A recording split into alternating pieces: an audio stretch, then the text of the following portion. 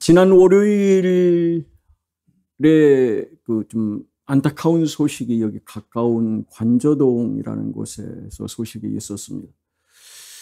처음에는 그냥 듣다가 또 이렇게 좀 보다가 보면서 48세라면 교사 생활을 20년 이상 하신 분이고, 그리고 초등학교 1학년 선유초등학교 1학년 2반 이렇게 되어 있는데, 이름도 아버지가 밝혀서 김하늘 이렇게 기억하고 있습니다. 그런 얘기를 했습니다.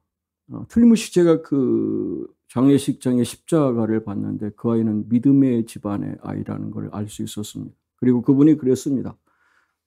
종교가 어떻든 간에 내 사랑하는 딸 하늘이가 천국에서 뛰어놀 수 있도록 10초만 기도해 주십시오.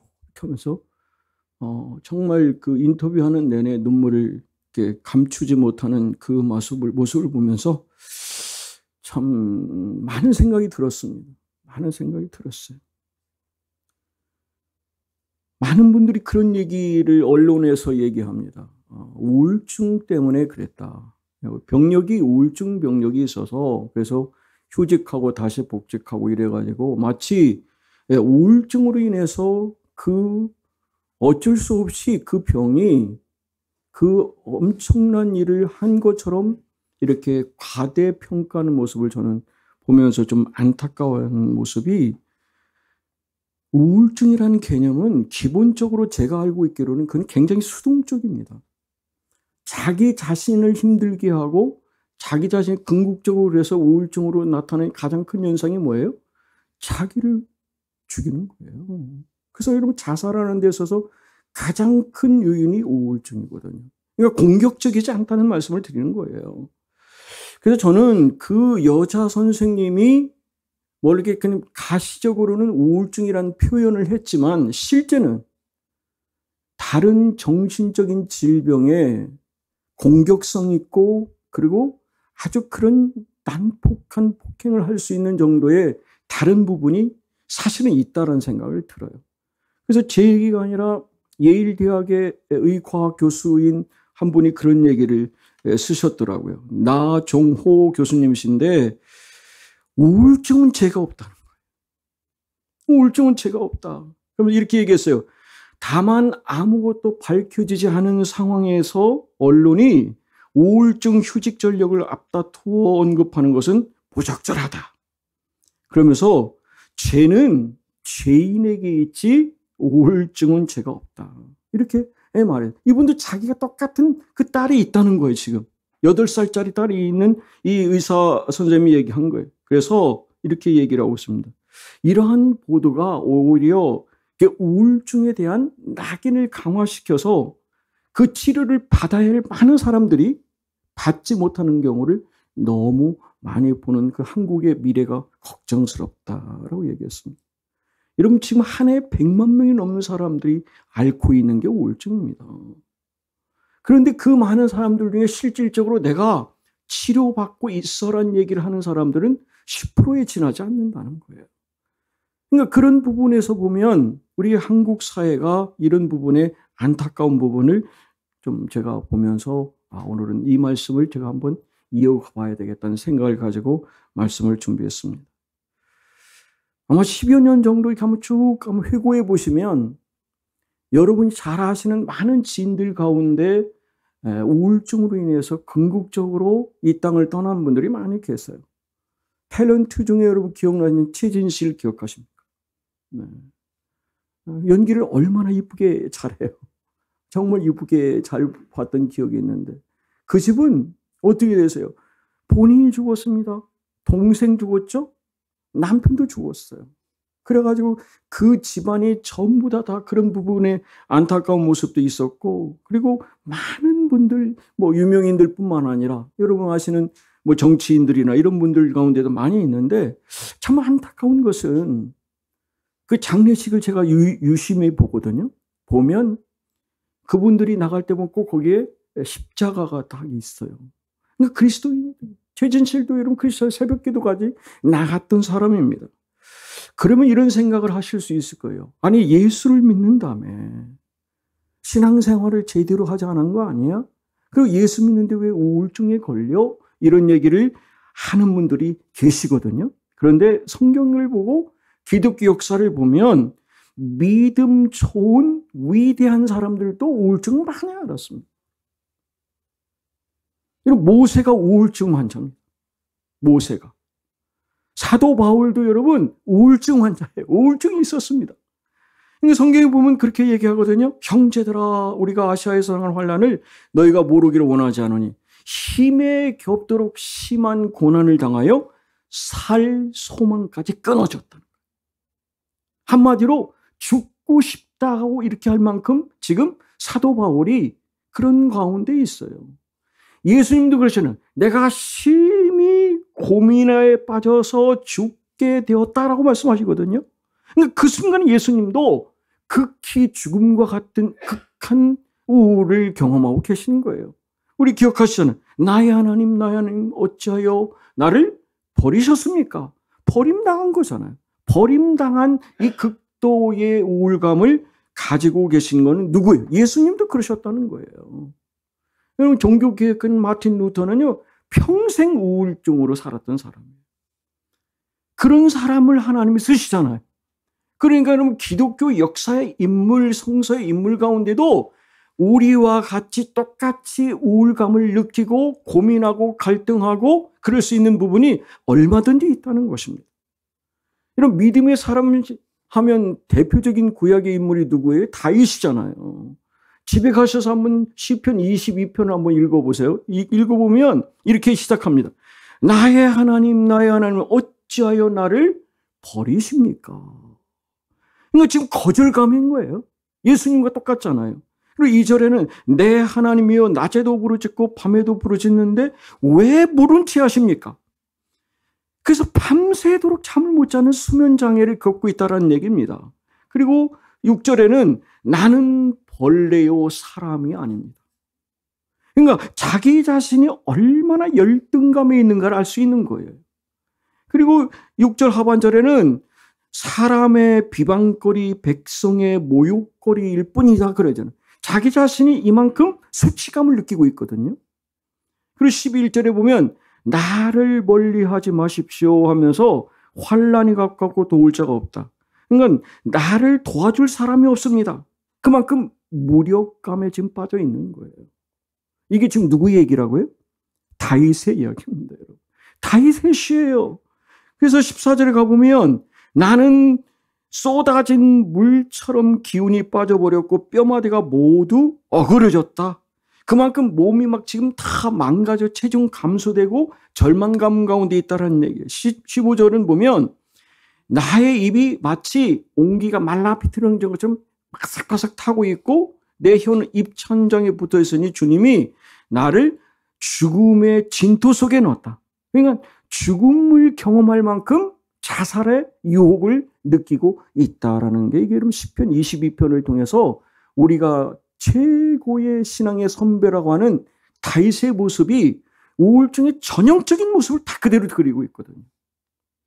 성경에는 여러분 우울증이라는 표현은 되어 있지 않지만 그러나 이런 부분을 다 얘기하는 이유가 뭘까요? 하나님은 시편이 기자의 이러한 표현에 대해서 정죄하지 않으신다는 거죠. 잘못됐다고 얘기 안 하신다는 거예요.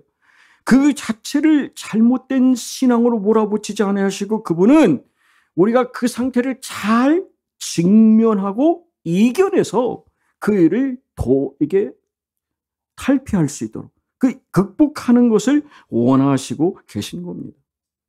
오늘 본문의 말씀 열왕기상 19장에 가보면 엘리야를 보세요. 그 누가 뭐래도 최고의 선지자 아닙니까?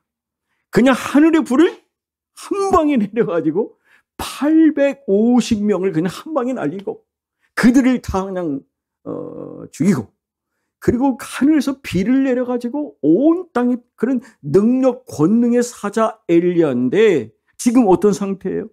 그 한 여인의 그 한마디에 그냥 기가 팍 쫄아가지고 쫄부처럼 그냥 고독과 허문의 늪에 빠져 있어서 뭘 바라고 있어? 그냥 죽기만을 기다리고 있는 이 이런 모습이 어쩌면 우리와 똑같습니까? 여러분 아니시구나. 그런가 여러분? 하늘을 날 듯한 이렇게 가다가 어느 날 보면 땅에 푹 꺼져 있는 이 모습이 누구의 모습이에요? 엘리야의 모습이고 우리의 모습이다. 그렇기 때문에 하나님은 오늘 이 부분을 절대로 부정적으로 보시는 게 아니라 우리가 이 부분을 통해서 다시 일어설 수 있는, 그래서 제가 오늘 제목을 붙인데 엘리야의 신드롬 극복하기라고 붙였습니다. 이 우울증이라고 하는 거를 저는 이게 제가 생각하면서 이렇게 생각해 봤어요. 맛이 없어지는 병이 우울증입니다. 맛이 없어지는. 그렇게 밥맛이 좋았는데 밥맛이 사라졌어. 밥맛이 먹는 맛. 그렇게 꿀 같은 잠을 잤는데 잠을 못 자네. 그러니까 이 잠자는 즐거움이 없어졌어요. 그렇게 운동하고 활동하고 막 그 좋았는데 어느 날 아이고 꼼짝도 하기 싫어. 방에 꽉 짚고 하는 이런 움직이는 기쁨을 잊어버렸네. 그리고 우리가 부부가 서로 이렇게 사랑하는 거 얼마나 좋은 일이에요. 근데 그놈의 잠자리가 싫어. 아이고 귀찮아요. 각자 자 이런 생각이 생기는 것도 그런 거 아니겠습니까? 그렇게 재밌었던 인생의 맛이 재미가 없어. 삶의 기쁨이 없는 거예요. 뭔가 보람을 찾고 싶은데 삶의 의미가 없는 그런 존재가 저는 그것이 바로 저는 우울증이 아닐까 이런 생각이 듭니다. 자, 그렇다면 이 우울증의 원인은 무엇인가? 오늘 엘리야를 통해서 한번 확인해 보면 첫 번째로 엘리야는 육체적으로 너무 지쳐 있었기 때문에 그래요. 보세요. 그 3년 반 이상 동안 그 아왕 이세벨과 그 영적인 전쟁을 하고 있었습니다. 그 궁극적으로는 성취를 했잖아요. 그 일을 해놓고 난 그 모든 것이 다 끝났을 거라고 생각하는 그런 상황이었는데 그 상황에 그 여인의 한마디가 빵 치고 그 나머지 내가 지금 가진 모든 것을 다 내려올 만큼 이미 내 몸은 번아웃되어 있는 상태란 말이에요. 지쳐 있었기 때문에 그렇단 말이죠. 그러니까 갈멜산의 영적인 싸움, 그것이 결국은 육체적인 탈진을 가져온 거죠. 그래서 사람들 중에 많은 분들이 그러세요. 너무 일을 무리하게 하시고 그러면 그 스트레스가 그를 힘 빠지게 하고 결국 번아웃돼서 그 어려운 가운데 있지 않습니까? 제가 존경하는 헬리나 오웬이 그런 얘기를 했어요. 남들은 예일 대학의 하버드의 최고의 석좌 교수로 그렇게 인정을 받지만 자기는 마치 홀로 탈랑 자기만 있는 그 번아웃된 상태의 자기 모습을 보고 이건 아니다. 그래서 그분이 그 데이브릭 커뮤니티라고 하는 그 공동체의 지체장애들 20명 그 정도 되는 거기서 그 아이들을 섬기면서 예수님을 보게 된 거예요. 이것이 진정 내 삶의 가치를 갖는 것이다 해서 그는 오히려 거기 가서 세계적인 영향을 끼치는 사람으로 달라지거든요.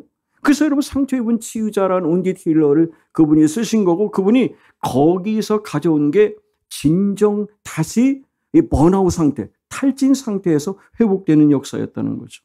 그럼 어떤 일을 크게 하고 난 뒤에 어떠세요? 그 일이 끝났을 때 성공한 그 일의 과정은 잠시 축하를 받지만 금방 몰려오는 내 안에 공허함이 있잖아요. 내가 이거 그렇게 했는데 요거밖에 안 되나. 그런 부분은 그 고독감이 나를 결국에는 우울하게 하는 그런 상황이 얼마든지 있어요. 빈둥지 증후군이라는 말 들어보셨잖아요. 그렇게 그냥 심혈을 다해서 키웠는 이놈의 새끼가 지가 큰 줄 알고 엄마는 쳐다보지도 않네. 남편은 막 그냥 바빠가지고 사방 돌아다니는데 나만 집에서 뚱 하고 앉아있으니 나 이러고 뭐하나. 주변에 알아주는 사람도 없네. 그게 여러분 엄마들이 이 40대 후반에서 50대에 느끼는 이 빈둥지 증후군도 우울증으로 가져올 수 있다는 거예요. 저는 이런 부분을 실제 제가 전공 공부도 하고 그리고 의사 선생님과 같이 조인해서 상담도 해봤는데요. 강남에 여러분 세브란스 병원 아시잖아요. 그죠? 거기에서 많은 정신과 치료를 받는 분들은 대체적으로 죄송한 얘기지만 배부른 분들이 많이 옵니다. 정말 가난해가지고 막 자식 새끼를 살리기 위해서 몸부림치는 사람들은 절대 안 오죠. 그럴 수가 없잖아요. 오셔서 자기 얘기 들어달라고 해가지고 그 엄청난 돈을 드리는 거거든요. 속으로 그런 생각이 들어. 저 양반이 어려우면 저러지 않을 텐데. 가진 거는 너무 많아. 너무 있어. 근데 자기만 그러니까 어떻게, 나만 이런가 해가지고, 그래서 어떻게, 정신과 의사한테 자기 속내기 하려고 오는 거예요. 실제 아무것도 없는데 그런 거를 제가 보면서 그랬거든요. 아, 참 충분히 그럴 수 있겠다. 아무 예전에 있는 친구들을 만나도 예전 같지 않고, 누구 나한테 박수 쳐주는 사람 없네? 내가 믿음 생활에서 지금 권사되고 장로까지 됐는데, 내가 인격적으로 크게 달라진 게 없어. 교회에서도 크게 존경받지 않아.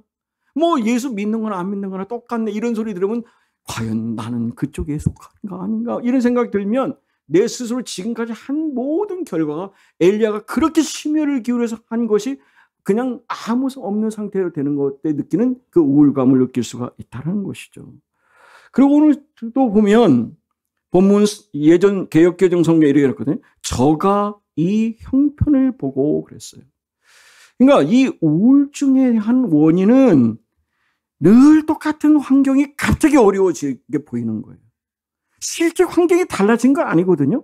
근데 환경을 보지 않던 사람이 환경이 보이기 시작해. 그러니까 여러분, 엘리야가 환경을 본 사람이 아니었잖아요, 여러분. 오직 주님만 바라봤던 사람이 환경이 보이는 거예요. 그래서 두려운 마음이 들려가지고 이 40일 주야를 달려가지고 호렙산으로 도망가는 이런 쫄장부의 모습을 보일 수가 있잖아요. 이게 바로 심리적인 도피라고 볼 수가 있습니다. 여러분, 이런 부분의 경험이 없으십니까? 그럼 여러분 정말 대단하신 분들입니다.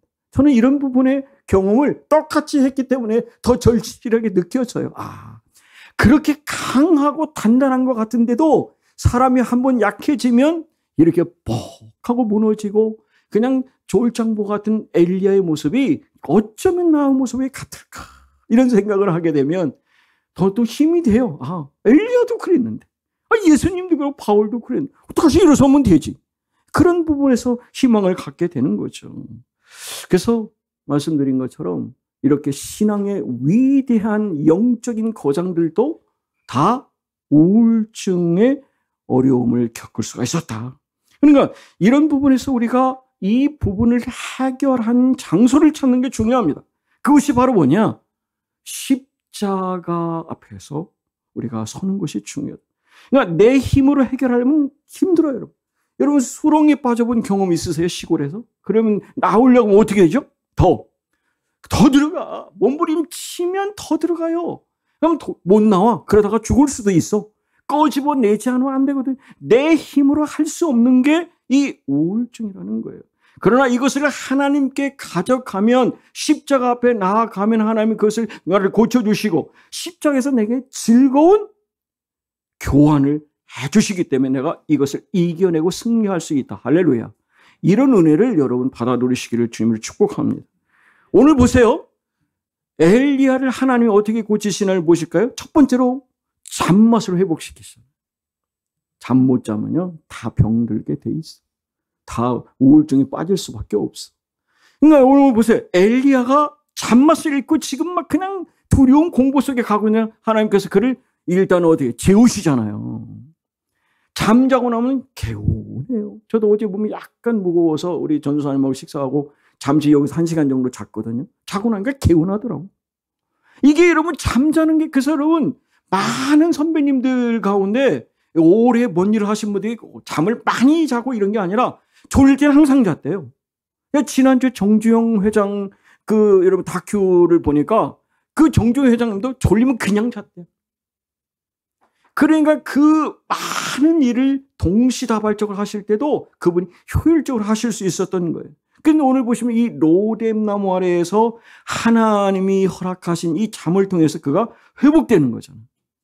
여러분 잠을 잘 주무신 여러분은 감사하시기 바랍니다. 야, 내가 이게 꿀잠을 자니 얼마나 복인가. 이 건강의 비결이 이렇게 잠맛을 주신 하나님 감사하는 여러분 되시기를 원합니다.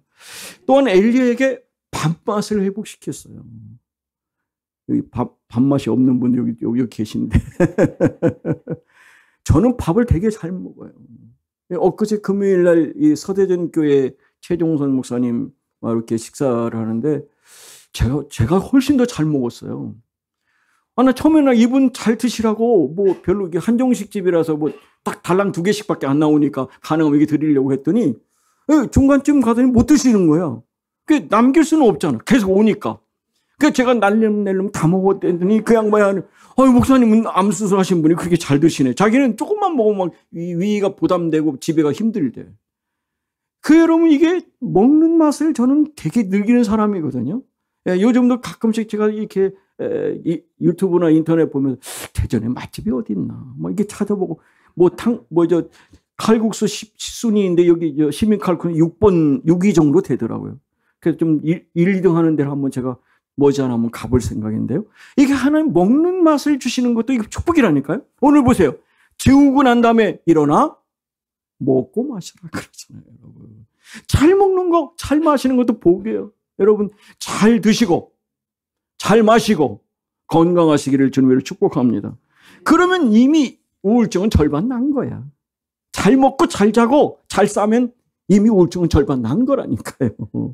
그러고서 이제 예수님 하나님께서 이 엘리야를 구체적으로 어루만지시는 거예요. 그러면서 이 만지시는데 꼭 기억하셔야 돼요. 우리는 상처를 치료한다고 막 이게 이쪽 저쪽 찾아가고 상담가도 가고 정신과 의사를 가는데 잘못하면 그 상처가 덧날 수도 있어.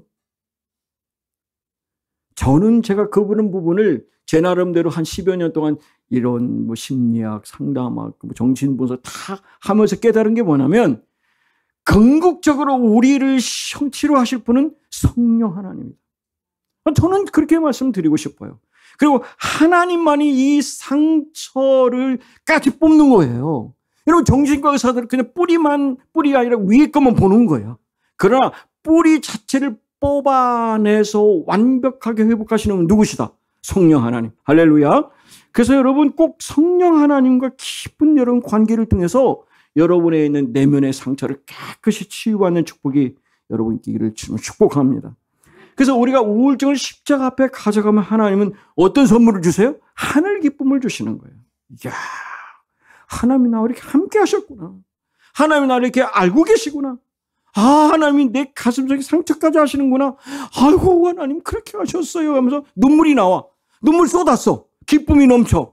갈 때 개운해. 그럼 내가 벌써 마음이 올 때와는 180도 다른 모습으로 갈 수가 있다니까요. 그래서 이 우울증 뒤에는 하나님의 그 소중한 선물이 있음을 여러분 발견하시기 바랍니다.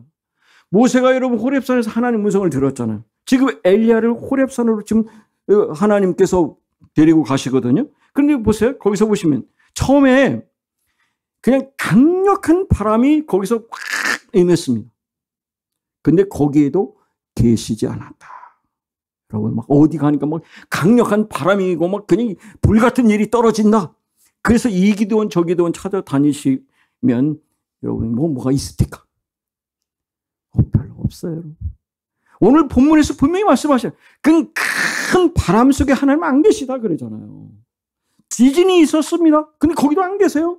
그리고 막 강력한 불불불불 막 그러잖아요. 불불불 하는데 불에도 안 계셨다. 중요한 포인트는 우리가 하나님 말씀을 듣기 나가서 그분의 들릴 듯 말 듯한 세미한 소리, 그 음성에 귀를 기울이는 여러분 되시기 바랍니다. 하나님은 뭔가 막 그냥 요란 법석 떠들썩한 곳에 있는 게 아니라 여러분이 골방에서 이곳에 오셔서 잠잠하게 그분을 바라볼 때 한나처럼 여러분에게 들려주시는 세미한 음성을 통해서 회복되는 놀라운 역사가 있을 줄 믿습니다. 그래서 우리가 이 우울증의 단계를 넘어서 세미한 음성을 들으면 엘리야처럼 살아날 수가 있는 거예요. 그것이 오늘 본문에 우리에게 주시는 말씀이거든요. 사랑하는 아들아, 사랑하는 딸아, 내 인생의 참된 의미가 무엇이냐? 내 인생의 진정한 가치는 무엇이냐? 헛된 곳에 더 이상 묶여 살지 말아라. 거기에 목매고 살지 마라.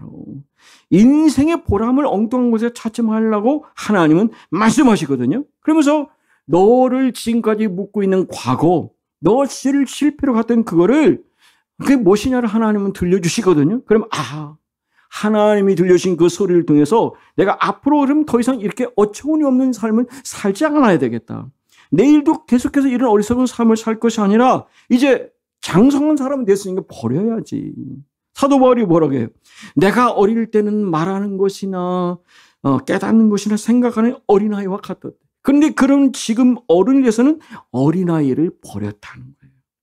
그런 여러분 새로운 삶을 하나님이 허락하실 때 아멘으로 받으시고 여러분 모두가 건강한 자상을 성립하는 여러분 되시기 바랍니다.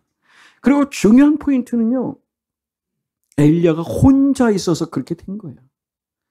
같이 있었으면 그렇게 되지 않는다니까. 여러분 교회가 왜 필요한 거예요? 교회가 함께 울고 함께 웃잖아요.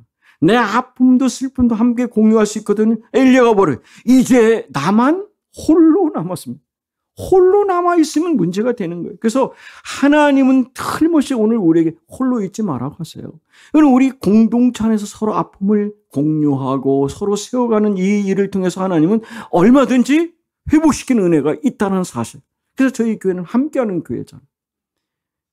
좋은 일도 함께하고 슬픈 일도 함께하는 우리 교회다운 교회가 되면 하나님은 우리 안에 그 모든 것을 깨끗하게 회복시켜 주셔서 이 공동체를 통해서 누리는 축복을 우리는 내 자신 치유도 뿐만 아니라 우리 함께 치유하는 이 일을 통해서 우리 교회가 함께하는 공동체의 치유의 역사를 만방에 정말 전할 수 있는 그런 교회다운 교회가 되기를 원합니다.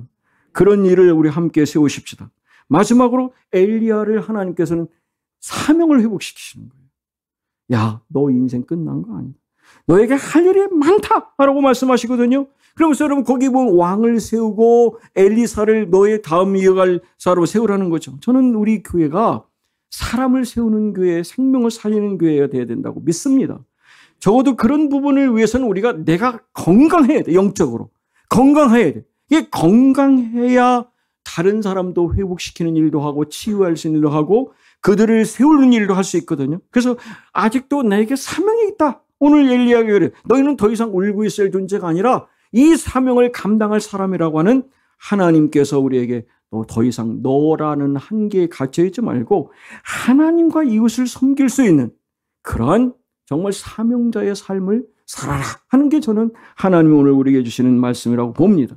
우리의 존재 가치가 바로 거기에 있다는 것이죠. 오늘도 그런 하나님 주시는 환상, 비전, 그 꿈을 가지고 그걸 찾아가는 그런 역사를 써야 될 줄 믿습니다. 말씀을 마치겠습니다. 사랑하는 성도 여러분, 우울증을 넘어 다가오시는 하나님의 세미한 음성을 들으시기를 축복합니다. 우울증을 넘어서 진정한 삶의 가치를 발견하시기 바랍니다. 우울증을 넘어서 참된 삶의 의미를 찾으시기 바랍니다. 우울증을 넘어서 인생의 목표를 찾으시기 바랍니다. 우울증을 넘어서 각자의 비전을 찾으시는 우리 모두가 되시기를 주님의 이름으로 축복합니다.